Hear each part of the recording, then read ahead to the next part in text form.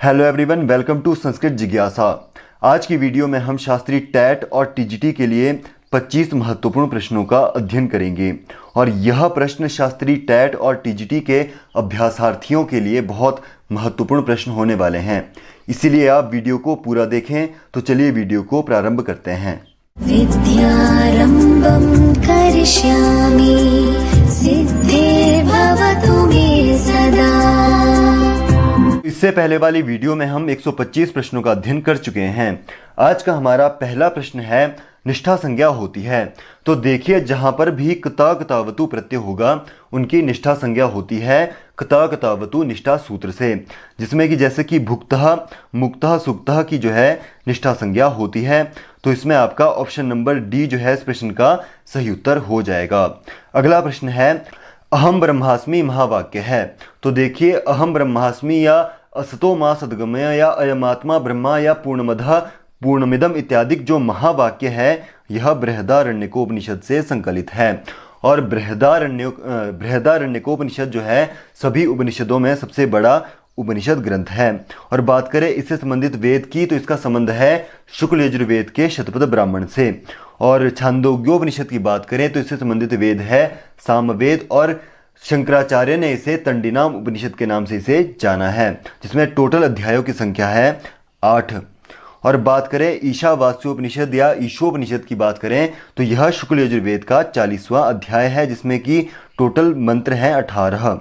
और कठोपनिषद की बात करें तो इसका संबंध है कृष्ण यजुर्वेद से, और कृष्ण यजुर्वेद के कठ शाखा से इसका संबंध होने के कारण इसका नाम पड़ा है कठोपनिषद, जिसमें कि टोटल 2 अध्याय हैं और प्रत्येक अध्याय में 3-3 वल्ली है, यानी कि इसमें टोटल 6 वल्ली है, जिसमें कि यम नचिकेता संवाद आपको देखने को मिलता है। तो अगला प्रश्न है, समगच्छध्वम संवदध्वम समवो मनांसी जायताम संबंधित है। तो इसका संबंध है ऋग्वेद से। तो इसमें आपका ऑप्शन नंबर ए जो है इस प्रश्न का सही उत्तर हो जाएगा। अगला प्रश्न है, ऋतु नाम कुसुमाकरः किस शास्त्र का महावाक्य है। तो देखिए, यह पूरा श्लोक है, बृहत् साम तथा साम नाम गायत्री छंदसामहम मासा नाम मार्गशीर्षोहम ऋतु नाम कुसुमाकरः। तो यह श्लोक श्रीमद् भगवद गीता के 10वें अध्याय का 45वां श्लोक है। तो इसमें आपका ऑप्शन नंबर ए इस प्रश्न का सही उत्तर हो जाएगा, जिसमें कि श्री कृष्ण कहते हैं कि मैं सामों में बृहत नामक साम हूँ। और परीक्षक आपसे कई बार पूछता है कि श्रीमद् भगवद गीता में श्री कृष्ण ने कौन सा छंद अपने आप को कहा है, तो उसमें उन्होंने कहा है छंदों में गायत्री छंद, और मासों में मार्गशीर्ष मास, और ऋतुओं में कुसुमाकर यानी कि वसंत ऋतु। तो अगला प्रश्न है, संस्कृतम शब्द में कौन सा प्रत्यय है। तो संस्कृतम शब्द जो बनता है सम उपसर्ग पूर्वक क्री धातु और क्ता प्रत्यय के योग में बनता है संस्कृत। तो इसमें आपका ऑप्शन नंबर बी जो है इस प्रश्न का सही उत्तर हो जाएगा। अगला प्रश्न है, नल चंपू रचना है। तो देखिए, नल चंपू या मदालसा चंपू जो है वह त्रिविक्रम भट्ट की रचना है या चंपू ग्रंथ है। तो इसमें आपका ऑप्शन नंबर सी जो है इस प्रश्न का सही उत्तर हो जाएगा। और भोजराज की बात करें या भोज की बात करें तो उनका एक चंपू ग्रंथ आता है रामायण चंपू। यह भी आपसे परीक्षक पूछ सकता है कि रामायण चंपू या भोजराज की रचना है या भोजराज का चंपू ग्रंथ है, तो उनका चंपू ग्रंथ है रामायण चंपू। तो अगला प्रश्न है, अनर्घ राघवम नामक रचना है। तो अनर्घ राघवम यदि इसकी साहित्यिक विधा की बात करें तो इसकी साहित्यिक विधा है नाटक।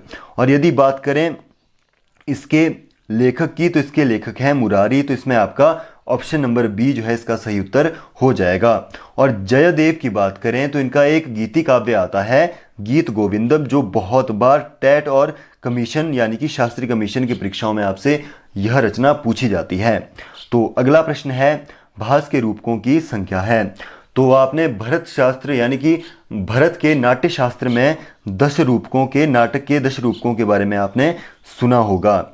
और यदि भास के द्वारा रूपकों की संख्या बतलाई जाए तो भास ने 13 रूपकों को नाटक के रूपकों को मान्यता दी थी। तो इसमें आपका ऑप्शन नंबर सी जो है इस प्रश्न का सही उत्तर हो जाएगा। अगला प्रश्न देखते हैं। अगला प्रश्न है, मुद्रा राक्षस नाटक का रस है। तो सबसे पहले मुद्रा राक्षस जो है इसकी साहित्यिक विधा आ गई नाटक। और बात करें इसके लेखक की तो इसके लेखक हैं विशाख दत्त या विशाखा दत्त।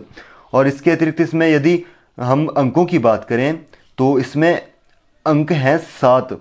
तो यह भी आपसे परीक्षक पूछ सकता है कि इसमें कितने अंक है, तो इसमें 7 अंक है। और इसमें हमेशा यानी कि जो मुद्रा राक्षस नाटक है उसमें हमेशा से ही नायिका का अभाव रहा है, और इसमें नायक है चंद्रगुप्त, या इसमें हम नायक कह सकते हैं चाणक्य को। तो इसमें आपका यानी कि इसमें रस की बात करें तो इसमें रस है वीर रस। इसमें आपका ऑप्शन नंबर बी जो है इसका सही उत्तर हो जाएगा। अगला प्रश्न देखते हैं। योग दर्शन का 26वां तत्व है।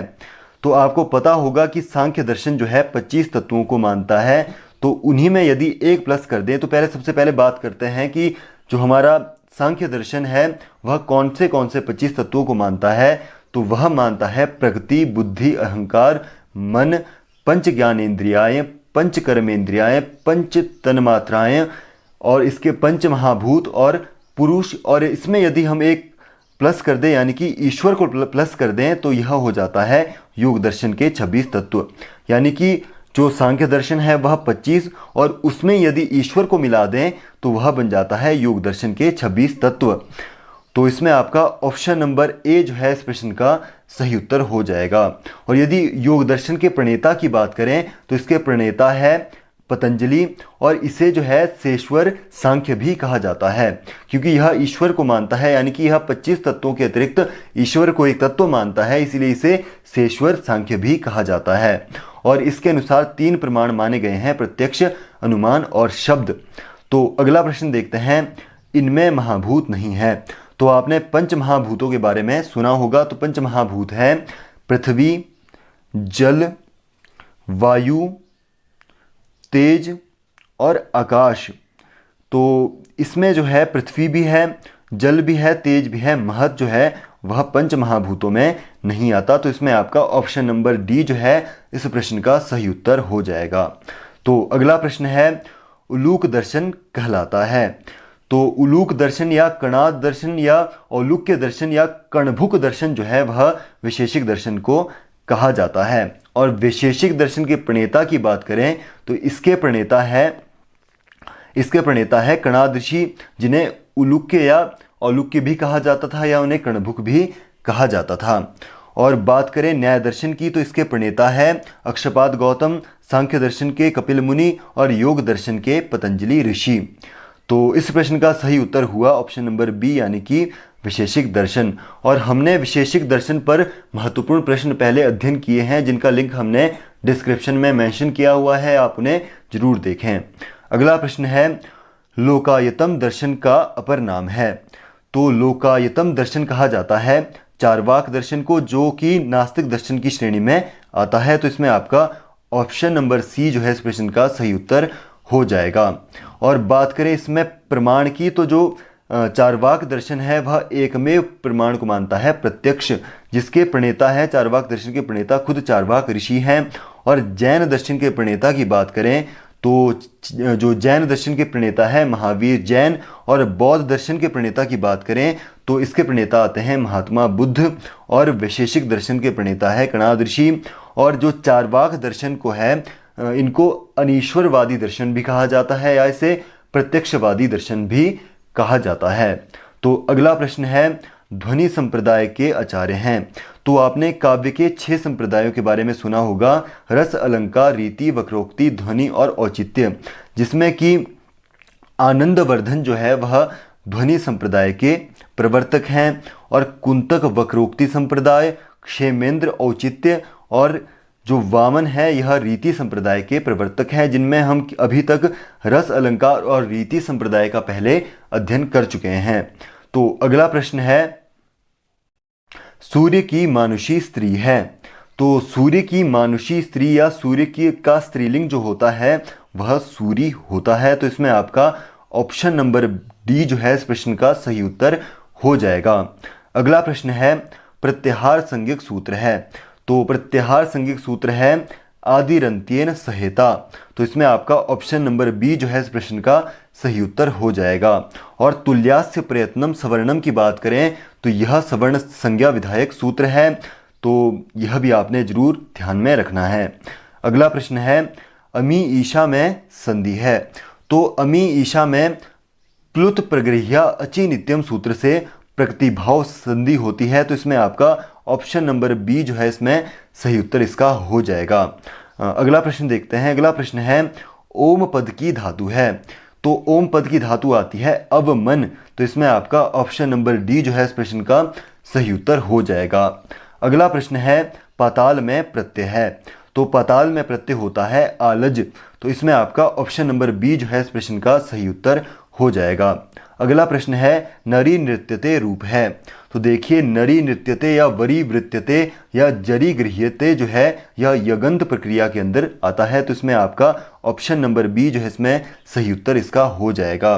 और यदि सनंत प्रक्रिया की बात करें तो इसमें आता है पी पठिष्यति, जिघत्सति इत्यादि किसमें बनते हैं। और यदि नाम धातु की बात करें तो इसमें आता है पुत्रायति, दिव्यति, गिरियति इत्यादि जो धातुएं हैं या रूप है वह नाम धातु के अंदर संकलित होते हैं। तो इस प्रश्न का सही उत्तर हुआ ऑप्शन नंबर बी यानी कि यंग का।